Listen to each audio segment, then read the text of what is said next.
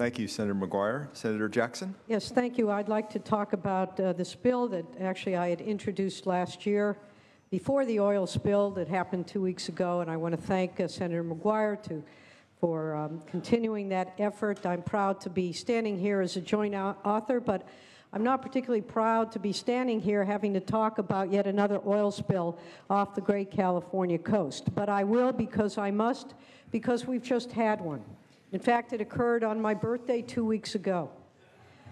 Not exactly the birthday present one wants, but 2 weeks ago, a company that is pipelining oil from the coast onto the refineries in Santa Barbara had, for reasons that I think in hindsight make no sense, decided not to put in a shutoff valve in case oil started to spill and there was a malfunction in the system. So they didn't do that, and as a result, at least 105,000 gallons of oil spilled. We know that probably about 25,000 or more spilled into the beautiful waters of the Santa Barbara coast. Now, I've heard my community referred to in less than, I think, complimentary terms here today, but I'd like to assume that's just because people would love to be able to live along the coast. But not everybody can, not everybody does. But a lot of people like to recreate along the coast, and indeed, during the Memorial Day weekend, thousands of Californians had made arrangements to come to our local coastal beaches to enjoy the coast for Memorial Day weekend. The two coastal areas, El Capitan Beach and then Refugio Beach, where the spill took place, had to be closed because of the mess made by this oil. They remain closed today, by the way, and thousands of Californians from all over the state, from inland, from the Imperial Valley, from the entire state of California, who like to enjoy parts of California where they can recreate along the ocean. They can enjoy the magnificence of our coastline and the spiritual benefits of being able to look out endlessly and watch the waves and the birds and the dolphins and the whales. This is part of God's creation, so I think we all respect and appreciate what it has to offer to us. And then comes oil. Well, I recognize the fact we all need oil to drive our cars, but we're here today, we're talking about an effort to wean ourselves off of oil for a variety of reasons. And one of the reasons that we should be weaning ourselves off of oil is because we know as long as you drill, there will be spills. That is just a fact, and no matter how we try to improve the technology, no matter how much we do to try to prevent these things from happening, whether it's human error, whether it's nature, regardless of what it is, there will be spills. And my community suffered one of those spills 2 weeks ago that it now continues and has grown and has caused millions of dollars worth of damage to our coast, to the birds, to our wildlife, to our native mammals. It is a mess. It is a mess that's going to take months to clean up. It's going to force people who would like to come over and enjoy the coast during their summer vacations from all over the state to have to find other ways to enjoy our great state. This should not be. And yet, while we wait and we work with measures like this to try to wean ourselves off of oil, to find alternative energy solutions, we must stop what is not necessary. And this particular bill tries to do just that. There is a very, very small portion of the state of California today that is not protected from future development of oil. And I want to emphasize that.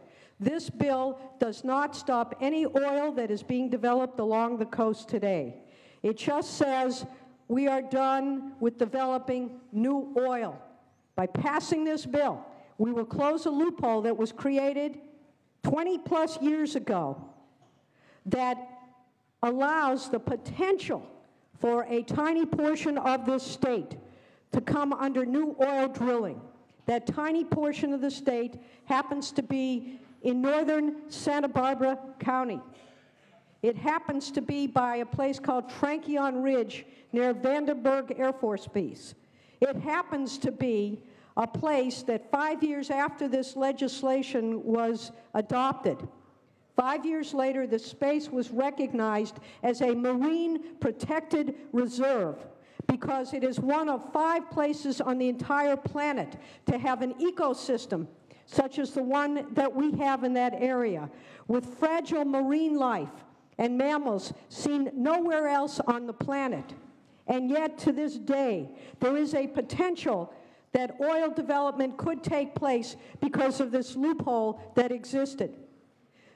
The fact that we are here today to talk about weaning ourselves off of oil and have to bring a measure that will make sure that is true, that will close a loophole that should not be there, particularly in today's world, to close a loophole that because of what happened 2 weeks ago, we are reminded that no matter what we do, the threat of oil on our coastline is real and actual. And I can tell you that the people of my good community, rich and poor, who enjoy the beauty, who want to enjoy the beauty of this coastline, who want to share it with you and your constituents, are now digging up muck that is pervading not only Refugio Beach, El Capitan Beach, but Ventura Beach and all the way through Los Angeles. There are tar balls. Now, are they related to this? Well, they're doing DNA testing, believe it or not. They'll be able to determine that. But what an interesting coincidence that we are finding oil all along the coast of California today. This is a very modest measure to close a little loophole. It is not going to raise the price of gasoline. The world is not going to end. This bill is simply going to say, California, we will continue to drill until we wean ourselves off of oil, but we will not do more than that. That's what this bill does, and I want to thank my colleague, Senator McGuire, for continuing this effort. It is my hope, as we think, folks, and when we stand up on this floor and we say, this is a bill that impacts my district, and I try to be respectful when I hear that from my colleagues. Folks, this is a bill, an issue that impacts my district. This is the soul of my community, our oceans, our coastal beauty. It is something that we believe so strongly in that we want to share with the rest of California and the rest of the country. It is an economic engine. It is part of our food supply. It is an opportunity to come and to relax and just appreciate all that nature has to offer. But right now, it is loaded with oil because there is drilling going on that is unabated. We do not want to expand that oil drilling, and that's all that this bill asks. I would urge your aye vote. Thank you, Senator Jackson. I think Senator McGuire wanted to make a comment, and then we're going to go to Senator Stone. Yes, I do appreciate that, Mr. President, and this is a deep concern, I think, to many of us, and especially Senator Jackson, and appreciate all of your work. I'll just wrap it up with this, Mr. President, and then would love to be able to hear from the senator from Riverside. California has the 8th largest economy in the world, and coastal communities contribute $40 billion a year to the overall state economy. That's 500,000 jobs. $7 billion from commercial fishing, $2 billion from recreational fishing, $10 billion from hospitality. I want to stress, this bill is reasonable. It does not touch any existing rigs, nearly 30, that are in current operation off of our coast. I think we need to acknowledge the thousands of jobs that are dependent on those current operations.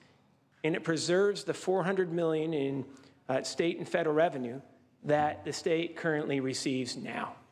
And would respectfully ask for your aye vote, and thank you, Mr. President. Thank you, Senator McGuire. Senator Stone. Thank you, Mr. President, and to my colleagues, I respect your concerns, and I think it's very unfortunate that we've witnessed the events in Santa Barbara with the pipe breakage, and I think it's a lesson to all of us that we don't live in a perfect world. And what we did see is the owners responsible that took ownership for that spill and have undertaken an expeditious cleanup in response. This bill, I think, sends the wrong message about oil and gas production in the state. I've been a very strong proponent of green energy, and I want to see our state explore ways to use new, existing technologies to enhance our energy portfolio. However, oil and gas are still a very important part of the equation. The author himself talks about California having the 8th largest economy in the world. Millions, if not hundreds of millions of dollars of that $8 billion comes from petroleum. This state receives hundreds of millions of dollars in taxes, royalties, gas taxes, as a result of our petroleum industries. This bill is an attempt to shut down offshore drilling, which will only cause California to lose revenue and, I believe, jobs. But here's the important message that needs to be driven here today. Will this bill stop drilling off the coast of Santa Barbara? The answer is no. By precluding the State Lands Commission from allowing for drilling on state lands, this bill would allow the oil and gas to be siphoned off of these federal platforms. California would get no compensation for the gas and oil that otherwise would come to California that will now go to the feds.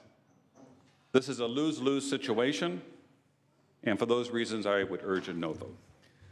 Thank you, Senator Stone. Senator McGuire, would you like to close? Yes, thank you so much, Mr. President. Relating to, I would just like to be able to address 2 quick items, and I'd like to do a very quick close. And I greatly appreciate the Senator for bringing forward those comments.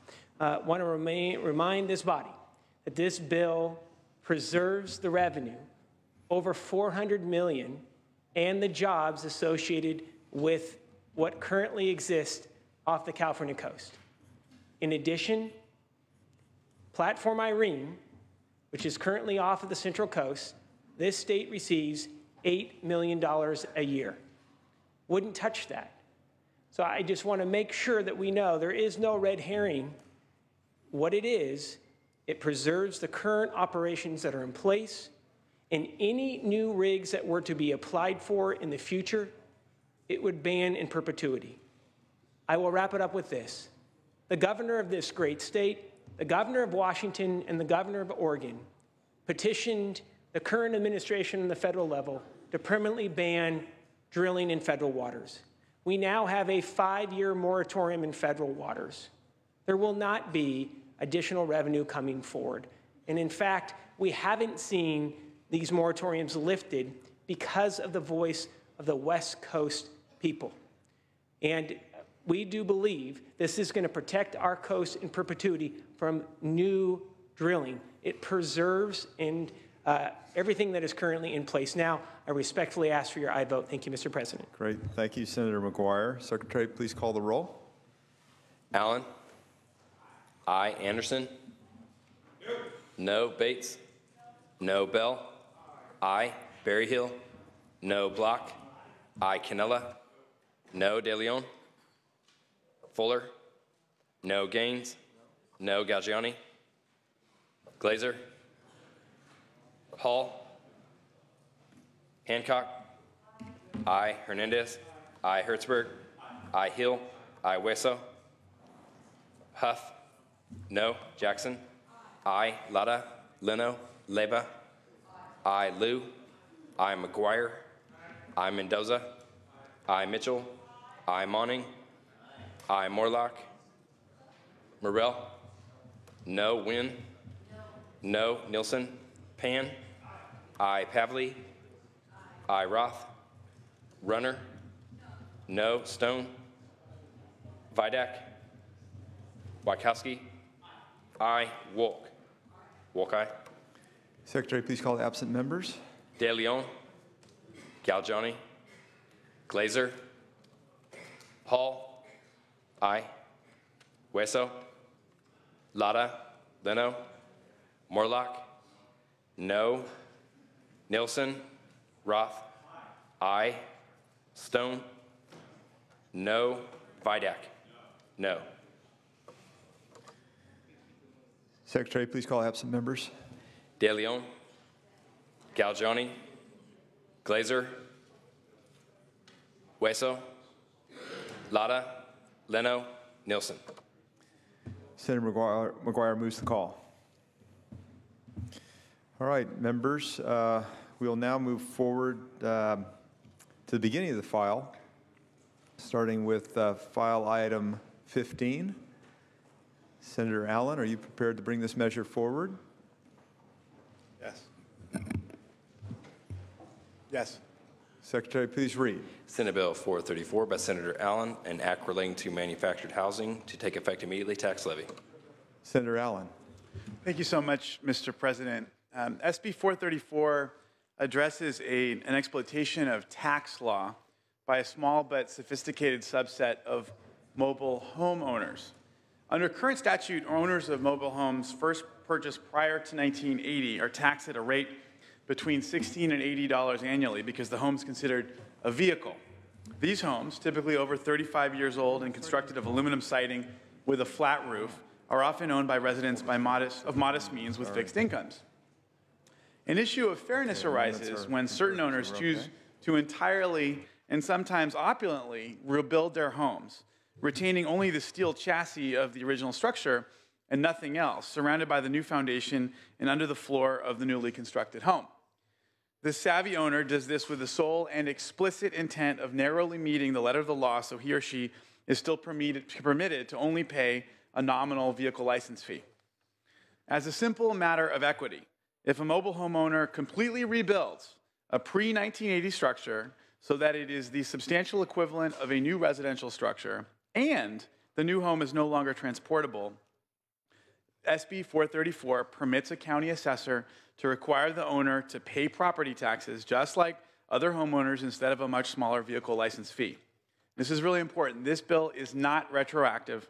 It will only impact construction completed on or after January 1st of 2016. It's a 27-vote bill. It has no opposition. I respectfully request your aye vote on this measure. Thank you, Senator Allen. Members, any debate or discussion? Seeing none, Secretary, please call the roll. Allen, aye. Anderson, aye. Bates, Bell, aye. Berryhill, aye. Block, aye. Canella, aye. De Leon, Fuller, aye. Gaines, Aye. Aye. Galgiani, aye. Glazer, Hall, aye. Hancock, aye. Hernandez, aye. Hertzberg, aye. Hill, aye. Hueso, aye. Huff, aye. Jackson, Lara, Leno, Leyva, aye. Liu, aye. McGuire, aye. Mendoza, aye. Mitchell, aye. Monning, aye. Morlock, aye. Morrell, aye. Wynn, Nielsen, Pan, aye. Pavley, aye. Roth, aye. Runner, Stone, aye. Vidak, aye. Wykowski, aye. Wolk. Wolk, aye. Jackson, aye. Secretary, call the absent members, please. Glazer, aye. Bates, De Leon, Lara, Leno, Wynn, Nielsen, Runner. Aye. Ayes 34, no 0. Measure passes. Members, will move to file item 16. Senator Vidak, are you prepared to bring this measure forward? Pass on file. File item 17, Senator Morrell, are you prepared to bring this pass on file?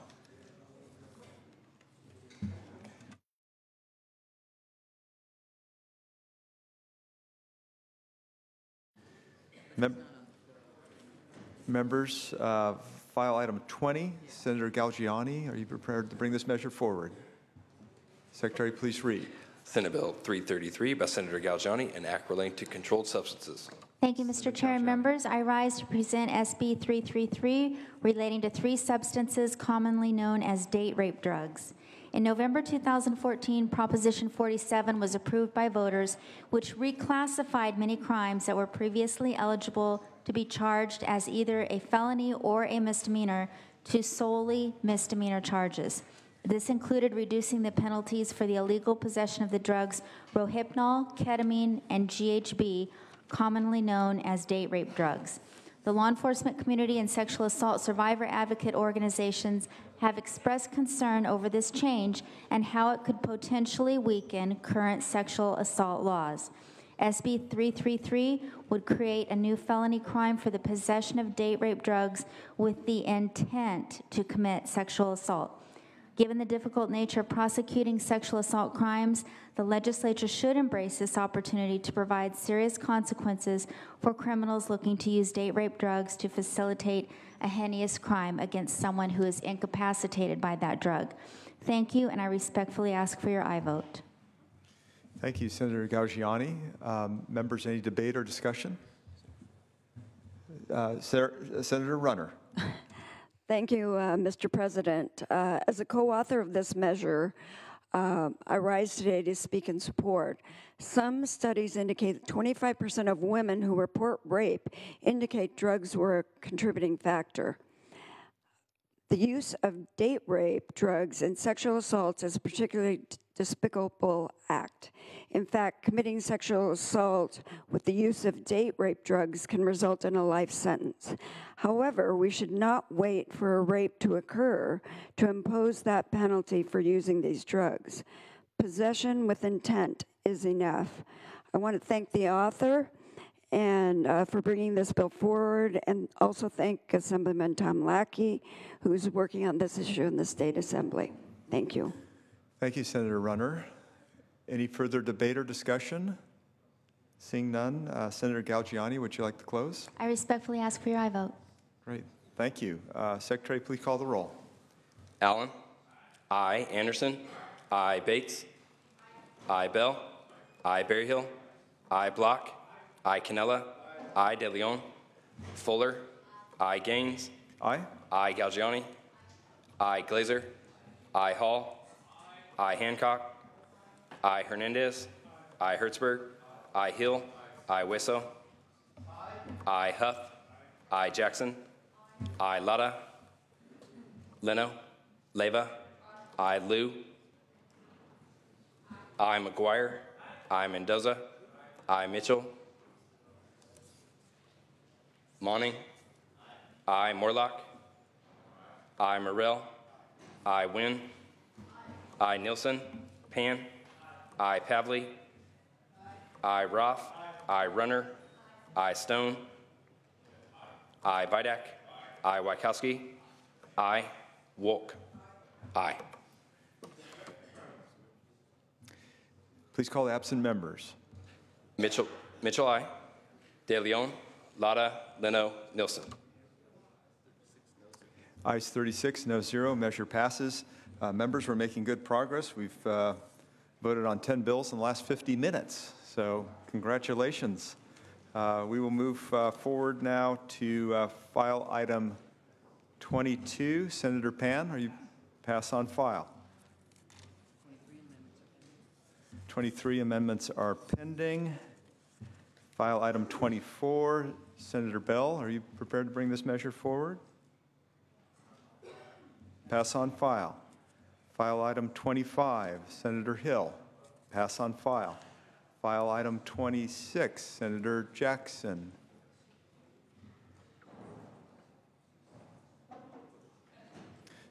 Secretary, please read. Senate Bill 122 by Senator Jackson, an act relating to environmental quality. Senator Jackson. Thank you. Thank you, Mr. Speaker and members.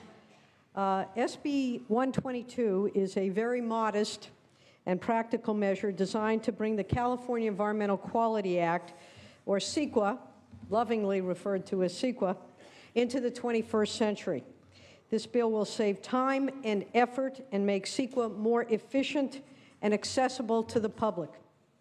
The following two provisions are the result of input Senator Hill and I received from a joint letter we sent out to CEQA stakeholders last year, asking them for input on how we could improve the process without undermining CEQA. First, this measure explicitly authorizes lead agencies at the request of project applicants to prepare the record of proceedings during the CEQA process. This provision is optional It is not mandatory. It is only if the project applicant wants to have the record prepared contemporaneous with the process and thus save anywhere from 6 months to a year after the anticipated litigation is filed opposing the measure. That's one of the problems we found, is the delays in going through the process are one of the biggest complaints that developers and businesses and the public and the environmental community all share that same concern about unnecessary delay. This part of the bill reduces that delay by allowing the opportunity at their choice of an applicant to say, let's prepare the record as we proceed, so that when the resolution or when the application is completed, they have the record in hand, saving up to a year's worth of time. Second, the bill expands the online CEQA database currently operated by the Governor's Office of Planning and Research to include copies of all CEQA documents, thus forming a true statewide clearinghouse. This will bring CEQA into the 21st century and again expedite the process by increasing transparency and providing the public with an easy-to-use universal point of entry into the CEQA process. This provision alone could save state agencies, it's estimated, anywhere between $250,000 and $500,000 annually. As a result of amendments that were taken in April, a number of groups have removed their opposition, including the Chamber of Commerce, the BIA, the Building Agencies and Association, BIA, the California Association of Realtors, and the Independent Energy Producers Association. This is a measure that has something for everyone and something that everyone doesn't like, thus being perfect legislation. And with that, I would ask for your aye vote. Thank you, Senator Jackson. Senator Hertzberg? You know, the criticisms that we see so often from all sides of the issue with respect to the California Environmental Quality Act relate to gaming the system. We see a neighbor who tries to game the system because they don't want the development there. We see all sorts of folks, for all sorts of reasons, using the underlying process to game the system. Increase the cost, increase the timeline, put more pressure on folks. I joined with Senator Annabeth Jackson on this measure as a co-author because it is, in my judgment, as a lawyer for a long time, a smart way to truncate the process and really get to the truth. Because at the end of the day, the purpose of the CEQA process is to protect the environment. I think it's a thoughtful and reasonable measure. I ask for an aye vote. Thank you, Senator Hertzberg. Members, any further discussion or debate? Senator Jackson, would you like to close? Just simply ask for your aye vote. Great, thank you. Secretary, please call the roll. Allen? Aye. Anderson? No. Bates? No. Bell? Aye. Berryhill? No. Block? Aye. Canella? No. De Leon? Fuller? No. Gaines? No. Gaggiani? No. Glazer? Hall? Hancock? Aye. Hernandez? Aye. Hertzberg? Hill? Aye. Wisso? Huff? No. Jackson? Aye. Lara? Leno? Leyva? Aye. Liu? Aye. McGuire? Mendoza? Aye. Mitchell? Aye. Monning? Aye. Morlock? No. Morrell? No. Wynn? No. Nilsson? Pan? Aye. Pavley? Aye. Roth? Aye. Runner? No. Stone? No. Vidak? No. Wachowski? Aye. Wolk? Secretary, please call absent members. Wesso, aye. De Leon? Aye. Hall, aye. Glazer? Hertzberg? Aye. Latta? Leno? McGuire? Aye. Nilsson? Ayes 22, noes 14, measure passes. Members, if we could just take a moment and recognize former Senator Art Torres, who is joining us here today. Welcome.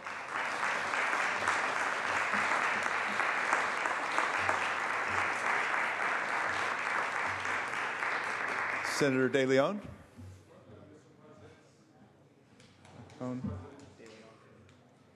Okay. Here we go. Mr. President, along with the great State Senator Art Torres, who represented the 24th Senatorial District down in Los Angeles, with him today, as well as we have the CEO and president of CIRM, the California Institute for Regenerative Medicine, as well as the chairman, Dr. Jonathan Thomas, who have come to visit us. And so let's give them a wonderful recognition as well, too. Thank you.